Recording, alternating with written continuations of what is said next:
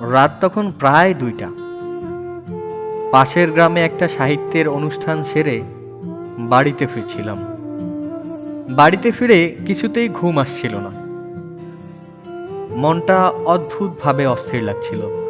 বুকের ভেতর জমে থাকা শব্দগুলোর গিট খুলে ফেলতে ইচ্ছে করছিল, যেন কোথাও বসে ছিঁড়ে ফেলি অনুভূতির বোঝা।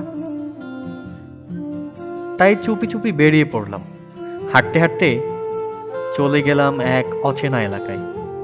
আধো আলো আধো অন্ধকার, চারিদিকে ঘুমন্ত জনপদ।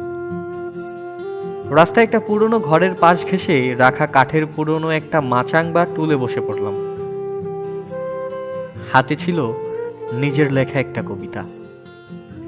ধীরে ধীরে আবৃত্তি করছিলাম নিজের কণ্ঠেই।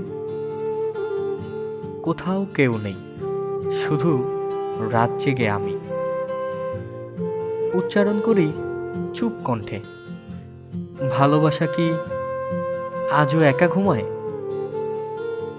ঠিক তখনই মাথার উপরের জানালাটা ধীরে ধীরে খুলে গেল। আমি চমকে তাকালাম। একটা মেয়ের মৃদু কণ্ঠ ভেসে এলো, ভাইয়া চা নেন। মুহূর্তটা থমকে গেল সময়ের ভেতর। জানালার ওপাশে দাঁড়িয়ে থাকা মেয়েটার মুখটা স্পষ্ট নয়, কিন্তু কণ্ঠটা ছিল নরম আর শান্ত। আমি কিছু বলার আগেই সে হেসে বলল, ভয় পাবেন না, আমি রূপা। এই রাতে কবিতা হলে এক কাপ চা না হলে জমে? কিছু বলার আগেই জানালা থেকে একটা কাপ বাড়িয়ে দিল।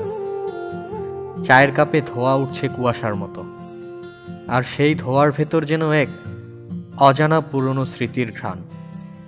চুমুক দিয়েই বুঝলাম এ সাধারণ কিছু না। তুলসী পাতা, দারুচিনি আর যেন এক ফোঁটা চেনা না চেনা কোনো অনুভব। আমি চুপচাপ তাকিয়ে রইলাম জানালার দিকে। রূপা তখন বলল, রাতের কবিদের জন্য আমরা যারা জেগে থাকি, তারাও তো এক একটা অসমাপ্ত গল্প।